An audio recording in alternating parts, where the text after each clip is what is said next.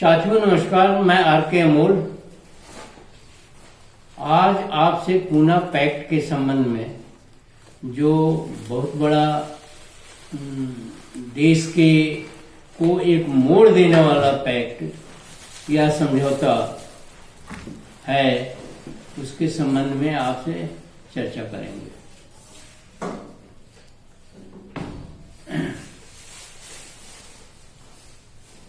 1929 में ब्रिटिश संसद में इंडिया बिल पेश किया गया, जो इंडिया में स्वतंत्रता की मांग हो रही थी, भारत में स्वतंत्रता की मांग हो रही थी। उसी के संबंध में एक बिल जो है इंग्लैंड की काउंसिल में पेश किया गया या संसद में पेश किया गया, जिसमें ये था कि भारत को स्वतंत्रता दी जाए या नहीं दी जाए, भारत स्वतंत्रता चला सकता है नहीं चला सकता है, और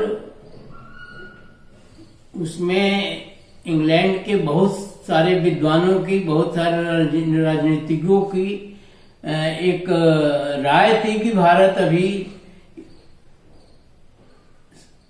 सरकार नहीं चला पाएगा, या उनका एक बहाना था कि किसी तरह से टालो और राज करो। दोनों ही बात हो सकती है। इसके लिए इंडिया बिल के समर्थन में एक कमीशन बनाया गया, जिसका नाम था साइमन कमीशन।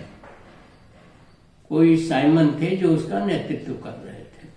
उन्हें सरकार ने निर्देश किया कि आप भारत जाइए और भारत जाके हर प्रकार के, हर वर्ग के, हर जाति के, हर तरह के लोगों से संवाद स्थापित करें और संवाद स्थापित करके एक अपनी विस्तृत रिपोर्ट पेश करें कि भारत को आजादी दी जा सकती है या नहीं। साइमन कमीशन का गठन हो चुका था। साइमन कमीशन जो है वो भारत आया और उसने अपना काम मद्रास से शुरू किया।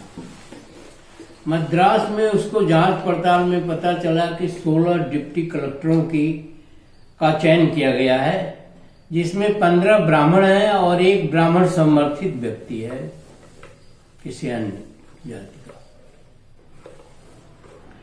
ऐसी स्थिति में उनका दिमाग खटका और उन्होंने सोचा कि एक ही वर्ग के लोग जो है वो कैसे जो है इस चयन में एक ही वर्ग के लोग चयनित हुए हैं।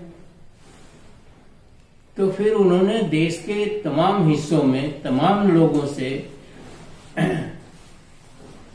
उन्होंने संवाद स्थापित किया। उसमें देश के तत्कालीन तमाम नेता जो है, सामाजिक कार्यकर्ता थे, किसान थे, व्यवसायी थे, तमाम तरह के लोग थे। उसमें तिलक से भी पूछा गया था। तिलक ने कहा ये तेली और तुमोली जो है संसद में जाकर के क्या करेंगे, वहां हल तो जोतना नहीं है, हल जोतना तो है नहीं। इस तरह के भी कमेंट आए। गांधी ने भी कहा साइमन कमीशन वापस जाओ और ये फूट डालो और राज करो वाली कमीशन है या सरकार की नीति है। तमाम तरह से अपोजिशन हुआ। फिर उन्होंने पूछा कि ये बताइए कि ये जो 16 में 15 हैं ये क्या हैं, और एक आदमी जो है वो समर्थित है, ये हो गया, तो बाकी लोग क्या करते हैं यहाँ, बाकी लोग का क्या काम है, या बाकी लोग जो है हर चीज में क्यों नहीं भाग लेते हैं। तो उन्होंने दलितों के बारे में भी पूछा। तो लोगों ने बताया कि हम द्विज हैं, ब्राह्मण जो है वो द्विज है और बाकी सब शूद्र है।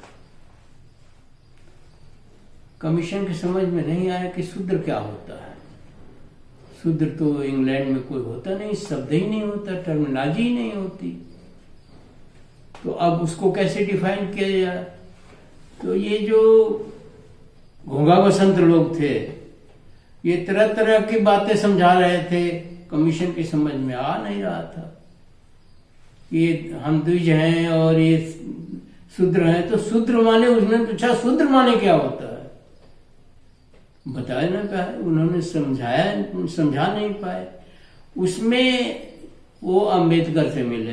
फिर बाद में अम्बेडकर ने कहा डिप्रेस्ड क्लास है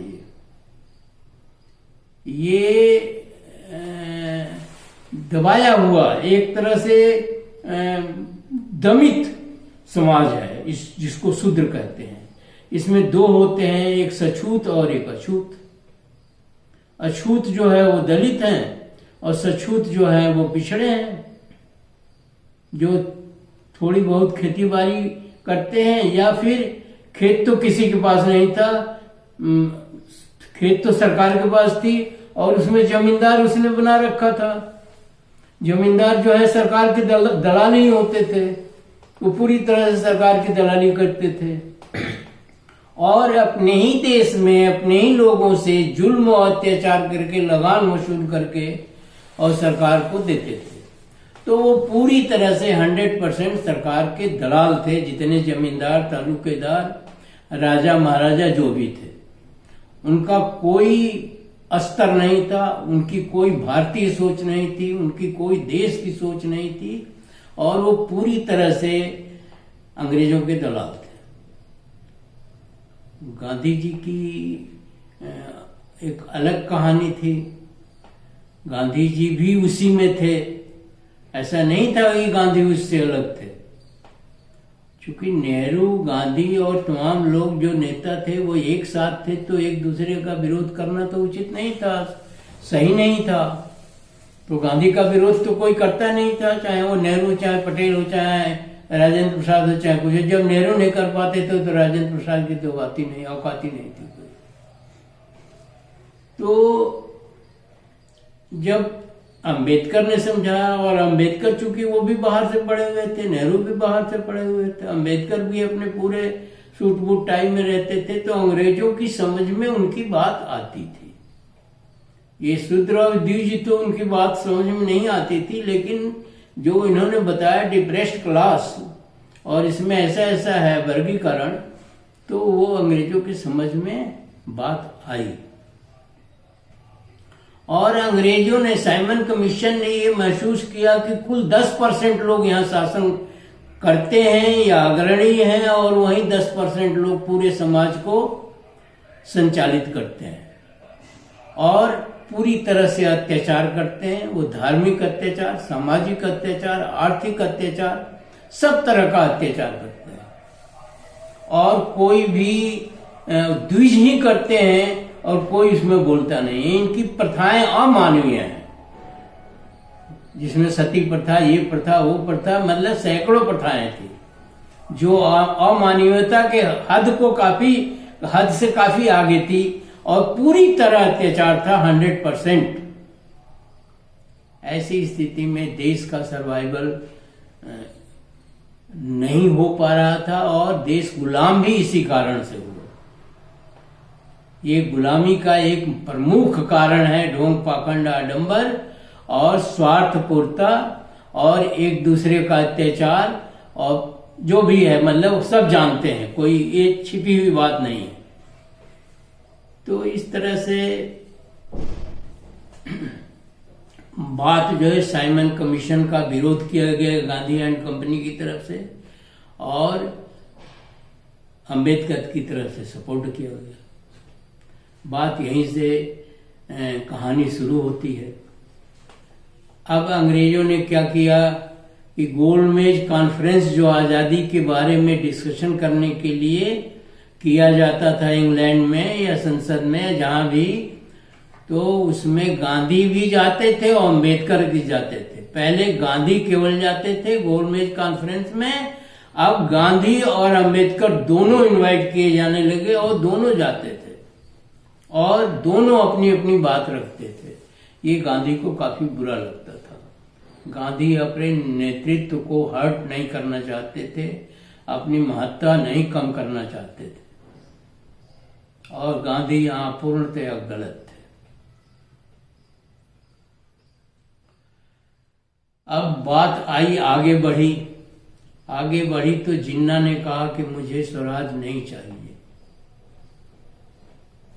और अंबेडकर ने कहा मुझे भी स्वराज नहीं चाहिए। अब बात कील कांटे की तरह से फंस गई। अंग्रेजों को एक बहाना मिल गया कि जब आपके दो वर्गों के लोग जो है स्वराज नहीं चाहते हैं तो आप क्यों चाहते हैं, और आपके कहने से कैसे स्वराज दे दिया जाए। एक ये कंसेप्शन था कि किसी के केवल एक आदमी के कहने से स्वराज तो नहीं दिया जा सकता, उस देश के सारे लोग स्वराज के लिए इच्छुक हों। तो एक मीटिंग हुई गांधी और अंबेडकर की, एक मीटिंग गांधी और जिन्ना की भी हुई। जिन्ना ने कहा तो गांधी बड़ा आहत भी हुए कि स्वराज आपको क्यों नहीं चाहिए। उन्होंने कहा हम स्वराज लेके करेंगे क्या, प्रधानमंत्री कोई और बनेगा देश का या शासन कोई और करेगा तो मेरा क्या उसमें है। तो जिन्ना चाहते थे कि प्रधानमंत्री मैं बनूं, तब उस कीमत पर मुझे स्वराज चाहिए। वो भी गलत था। अंबेडकर की जो वार्ता हुई गांधी जी से, तो अंबेडकर ने कहा कि मुझे स्वराज की आवश्यकता ही क्या है, मुझे स्वराज चाहिए ही नहीं। इसलिए नहीं चाहिए कि आपके राज में भी हमें वैसे ही रहना है और उनके राज में भी हमें वैसे ही रहना है। तो क्या करेंगे हम स्वराज का, तो जैसे आप हैं वैसे वो हैं, तो वही जो है वही रहे। जब हमें शिक्षा का अधिकार नहीं है, धन रखने का अधिकार नहीं है, जब हमें स्वास्थ्य का अधिकार, कोई अधिकार नहीं है, शिक्षा स्वास्थ्य, यहां तक कि वोट देने का भी अधिकार नहीं है, तो मुझे स्वराज किस लिए चाहिए। जब हमें वोट देने का अधिकार नहीं, शिक्षा का अधिकार नहीं है, धन रखने का अधिकार नहीं, जमीन रखने का अधिकार नहीं, मेरे पास कुछ नहीं है, तो ये इससे अच्छा तो मृतक है जो सारे अधिकार छोड़ करके जो है उसकी अंत्येष्टि कर दी जाती है। हमारी तो रोज अंत्येष्टि होती है। तो गांधी जी ने कहा, कमिट किया कि नहीं, आपको शिक्षा का भी अधिकार मिलेगा, धन रखने का भी अधिकार मिलेगा, सारे अधिकार मिलेंगे। तो उन्होंने कहा अधिकार तो आप अकेले नहीं है, पूरे देश में जो माहौल है या पूरे देश का जो कल्चर है, संस्कृति है, उसके अनुसार हमें कोई नहीं देगा। इसलिए हम चाहते हैं कि दलिस्तान बने। ये बात की बात है, दलिस्तान बने, देश के सारे दलित एक जगह इकट्ठा हुआ और वो एक देश बने दलिस्तान। और उधर जिन्ना ने कहा हमें पाकिस्तान चाहिए। मामला बहुत तेजी से फंसा। तो गांधी ने कहा इसी देश में 3 टुकड़े होंगे, तो दलिस्तान क्यों चाहिए। तो उन्होंने समझौता किया अंबेडकर ने कि ठीक है, दलिस्तान नहीं चाहिए, तो हमें कॉन्स्टिट्यूएंसी ऐसी चाहिए जिसमें केवल दलित ही वोटर हो, चाहे सब रहे लेकिन वोट दलित ही देगा, क्योंकि ये लोग जो है वोटों को प्रभावित करेंगे और उसमें छिन्न भिन्न मतलब अपना दिमाग लगाएंगे। इसलिए वोटर केवल दलित हो और दलित ही चुना जाए। अब ये सब चलता रहा, गांधी जी इस पर भी तैयार नहीं हुए। फिर अंबेडकर ने कहा हमें सरकारी नौकरियों में आरक्षण चाहिए, हमें सारे मानवीय अधिकार भी चाहिए जो एक नागरिक को मिलते हैं, और हमें राजनीति में भी रिजर्वेशन चाहिए। ये सारे मामले में वो काफी गांधी जो है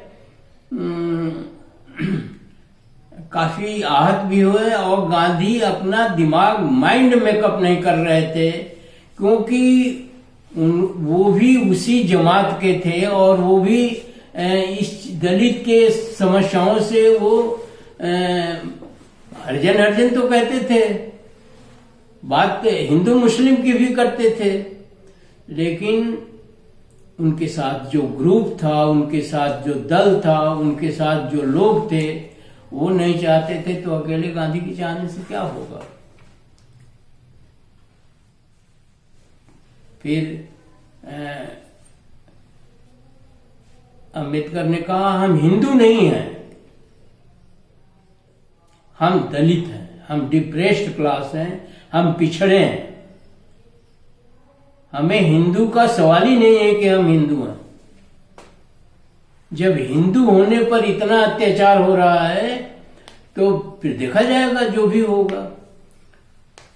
तो बात आगे बढ़ी तो गांधी ने काफी कोशिश किया कि नहीं, अंबेडकर जी जो है हमारी बात को समझे या लाइन पर आ जाए।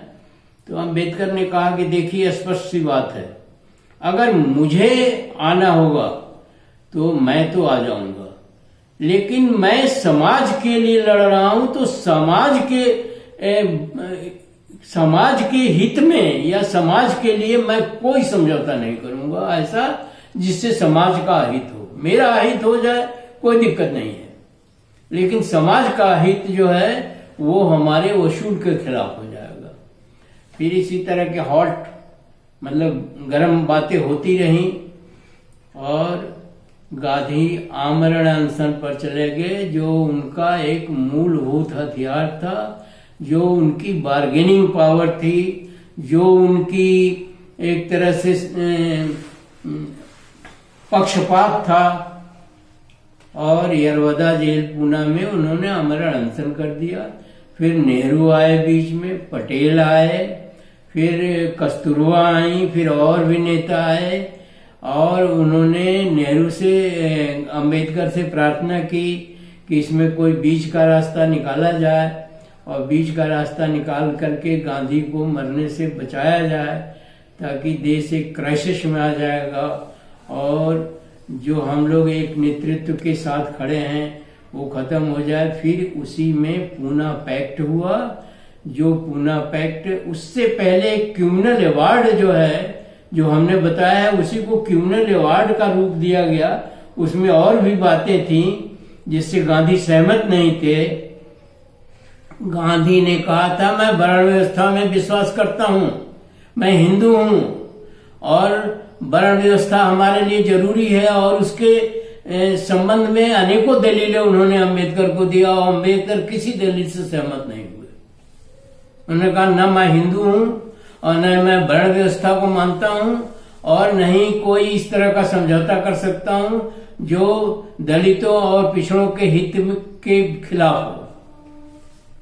फिर पूना पैक्ट हुआ। पूना पैक्ट के अनुसार जो वर्तमान स्थिति आप देख रहे हैं कि दलितों को राजनीति में जनसंख्या के हिसाब से आरक्षण दिया गया, शिक्षा में आरक्षण दिया गया, सरकारी नौकरियों में आरक्षण दिया गया और वोट डालने का अधिकार दिया गया और नागरिक के जितने अधिकार थे वो भी दिया गया। तब जाकर के बात हुई और गांधी का नेतृत्व फीका हो गया और अंबेडकर का नेतृत्व में चमक आई और अंबेडकर को एक हम कहेंगे कि महापुरुषों में भी महापुरुष थे, जिन्होंने इतने मतलब बड़ी संख्या में बहुजनों का हित किया और एक मानवीय कार्य किया और मानव जाति का उद्धार किया। इतनी बड़ी आइडिया, इतना बड़ा त्याग, इतना बड़ा काम अन्य किसी ने नहीं किया। और देश में एक क्या कहें, हम अब गलत नहीं कहेंगे, और देश में एक घमंड माने अज्ञानियों का एक संसार था और आज भी है।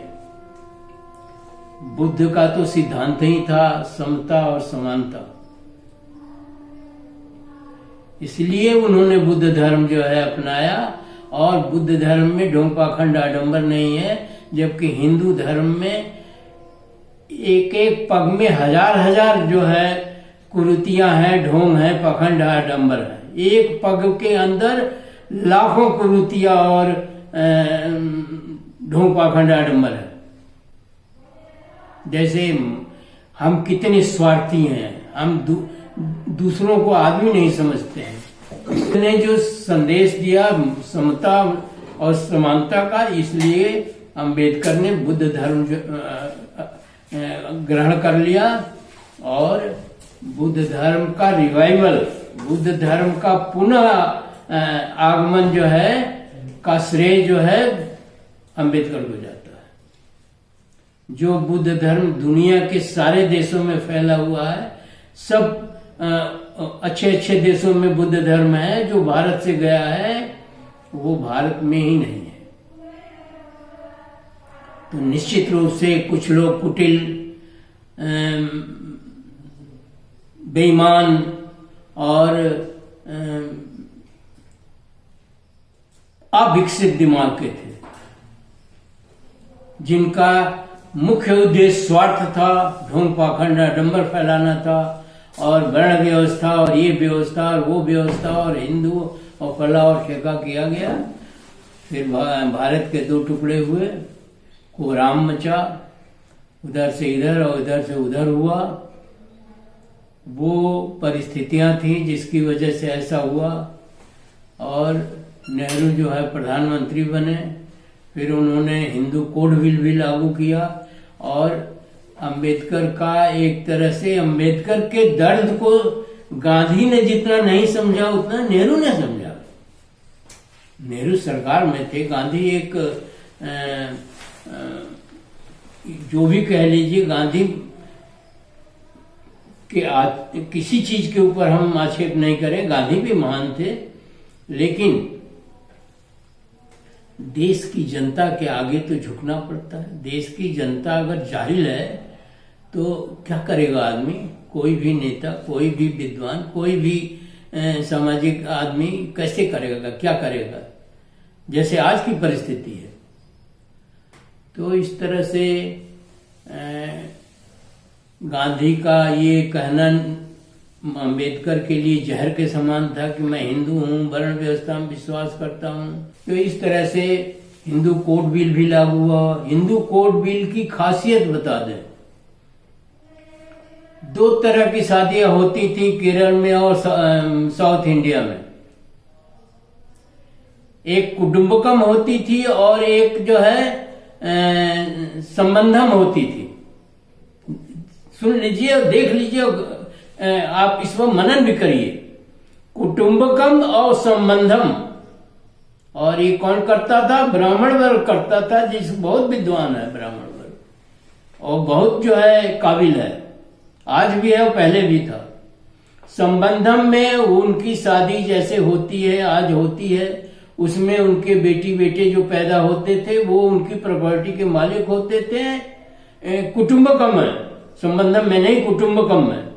और संबंधम में वो होता कि वो किसी भी जात की महिला से शादी कर लेते थे, उसको एक घर बनवा देते थे या दे देते थे, या वो अपने हिसाब से रहती थी, और उससे जो बच्चे पैदा होते थे उनको उसके प्रॉपर्टी में, उसके मान सम्मान में, उसके किसी भी चीज में उनका अधिकार नहीं होता था। वो संबंधम था, वो केवल संबंध बनाना था, इश्क करना था, ऐशो आराम करना था, स्त्रियों का भोग करना था, और कुछ नहीं था। इतने गिरे हुए हैं भारतीय, ये कहने में मुझे कोई संकोच नहीं होता है। तो इस तरह की अनेकों थी। अब दूसरी सुन लीजिए, जिसके लिए हिंदू कोड बिल की आवश्यकता हुई। कई शादियां लोग करते थे। जमीनें सब सरकार की थी, जमींदार को दे दिया और लगान फिक्स कर दिया कि इतना आप जो है देंगे। ये सामाजिक व्यवस्था है, आर्थिक व्यवस्था भी है। और लगान उनसे लिया, और वो लगान जो है लोगों को पर बहुत अत्याचार करते थे। बहुत जमींदारों का अत्याचार जो असहनीय था।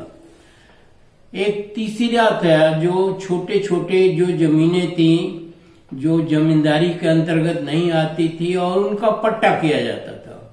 वो सरकारी जमीन देते, पट्टा जो है 3 साल के लिए, 2 साल के लिए, 4 साल के लिए, जितना भी अधिकारी समझते हैं, वो एसडीएम और तहसीलदार करते थे। गांव में एक बार इकट्ठे होते थे, लोगों से पूछते थे इस जमीन का कितना लगान दोगे, और उसके हिसाब, उसमें पॉलिटिक्स होती है, वो अलग बात है। और वो पट्टे 3 साल बाद रद्द हो जाते थे। लेकिन जो ठाकुरों पंडितों के पट्टे होते थे, जो छोटे छोटे थे, उन पट्टों पर जब उनकी मृत्यु हो जाती थी तो उनकी औरतों का अधिकार होता था। लेकिन बैकवर्ड और शेड्यूल कास्ट के पास तो जमीनें नहीं थी, तो पट्टा में से नहीं लेते थे। जो पिछड़ी जातियों के लोग पट्टा लेते थे छोटी छोटी जमीनों का, वो अगर मर गया, अगर उसकी मृत्यु हो गई, आकस्मिक मृत्यु, तो वो पट्टा रद्द हो जाता था और उसकी औरत को ट्रांसफर नहीं होता था। इस तरह की बहुत सारी व्यतिक्रम थे, बहुत सारी चीजें थी जिसको जो है अंबेडकर ने हिंदू कोड बिल बना करके खत्म किया। और एक आज जो समाज स्मूथ दिखाई दे रहा है ये बनाया, और उसमें नेहरू का बहुत बड़ा योगदान था और किसी नेता का कोई योगदान नहीं था। और उन्हें टुकड़ों में उसे संसद से पास कराना पड़ा। एक साथ पास करने में हंगामा हो जाता था। उस समय कानून मंत्री भी थे अंबेडकर, और उन्होंने रिजाइन कर दिया कानून मंत्री से, और नेहरू से भी नाराज हुए कि आप भी सहयोग नहीं कर रहे हैं। लेकिन नेहरू ने कहा हम धीरे धीरे इसे पास करा लेंगे, और इकट्ठे पास कराना ऐसे समाज में संभव नहीं है। तो इस तरह के बहुत सारे व्यतिक्रम थे, रीति रिवाज थे, बहुत सारी चीजें थी। वो एक छोटे से वीडियो में उसका उल्लेख किया जाना संभव नहीं है। और इसी के साथ वीडियो समाप्त करते हैं, और आशा करते हैं कि आप वीडियो को पढ़ेंगे, उसके बारे में जानकारी हासिल करेंगे, सुझाव और शिकायतें भी देंगे कमेंट बॉक्स में, और वीडियो को शेयर, लाइक और सब्सक्राइब भी करेंगे, और मेरा उत्साहवर्धन करेंगे। धन्यवाद। जय भीम, जय नेहरू, जय विज्ञान, जय भारत।